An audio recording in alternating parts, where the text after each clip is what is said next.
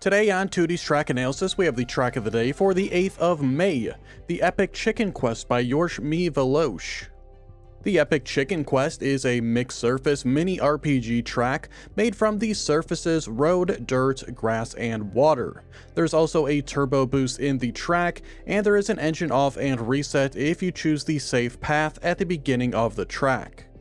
There is a GPS at the start of the track and the time is not listed, but I do believe it is around 2/10 faster than the author metal time.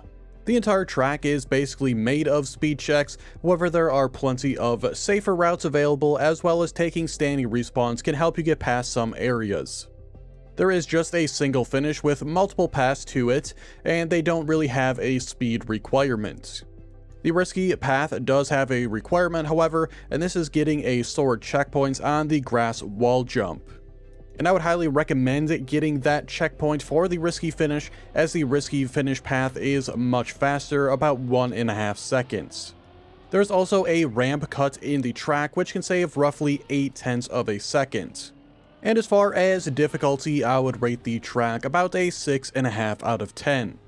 I didn't find the metal times to be super difficult on the track, with my personal best of 42.064, beating the author metal time of 42.549 by roughly half a second.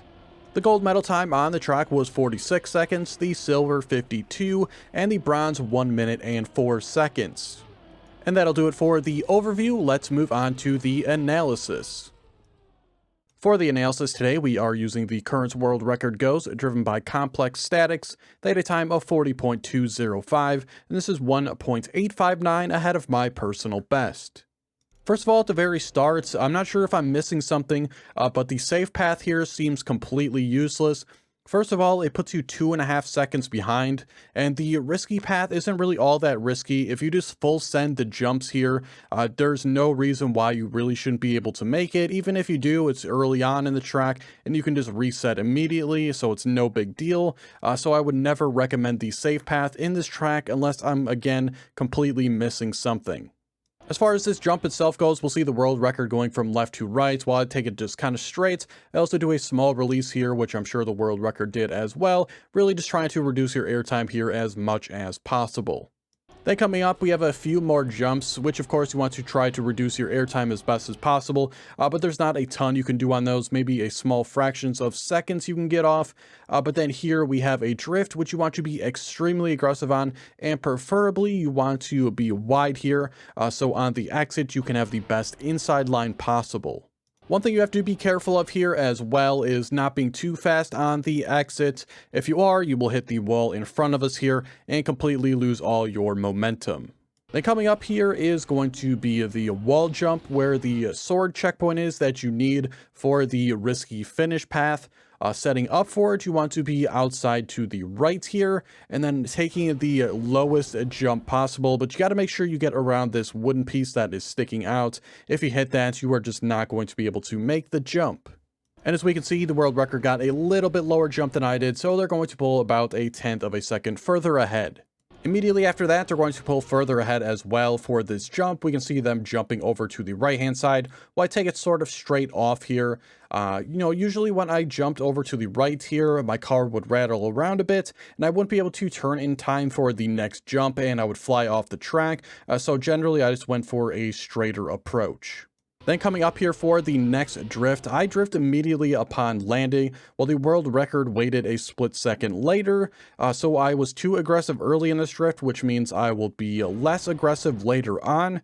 And that less aggressiveness later on will cause me to have to do a release here, because if I didn't, I would most likely have hit the wall. And this will put me about 20 speed behind here on the exit. As far as this jump onto the dirt goes, you have to be jumping somewhere towards the inside left. If you go out of here straight or obviously to the right, you're just not going to really make it cleanly. Your car is either, for one, going to crash, or you're going to lose a ton of speed with not getting a clean landing. And then moving up after the dirt section is where the ramp cut will be. We'll see the world record going for a jump off the edge here. This will cause them to do a flip and get much less airtime. If you are going for the straighter approach here and you have the speed for it, you are going to also have to do a release here in order to make it. Otherwise, you're just going to jump too high. After the jump is the water section, which I did not care for this part at all, mainly due to the exit here being extremely easy to slide out with the wet wheels. I have a couple pieces of advice as far as leaving this section goes. For one, you want to try to leave as straight as possible to help reduce slide outs, and as well as releasing gas can help reduce it as well. Another aspect I didn't really care for is the exit of that turn as well. It's extremely blind and you can't really see where you're going to end up until the last second, and it's very easy here to be too aggressive on the turn and just run headfirst into the wall. One of the last couple things on the track is going to be this transition here, which you want to leave as parallel to the transition as possible to reduce airtime. And coming up here are the safe and risky paths. Again, you need that sword checkpoint in order to take the risky path, otherwise you'll be a checkpoint behind and the finish won't count. And the jump itself, just jumping off basically as low as you possibly can here to get to the finish as quickly as possible. One thing I would like to mention at the end of today's video is that I probably will be a little bit more soft-spoken this week. I do have some family members over, which was a little bit unexpected, so I'm going to try to do my best to keep these videos going. But again, if I sound a little bit soft-spoken, that is the reason. But I hope you enjoyed today's video. If you did, be sure to like the video and subscribe. Check the description for links to my Twitch and Discord, and be sure to check out all the other track analysis videos out on the channel already. Thanks so much for watching, and I'll see you guys tomorrow for the next one.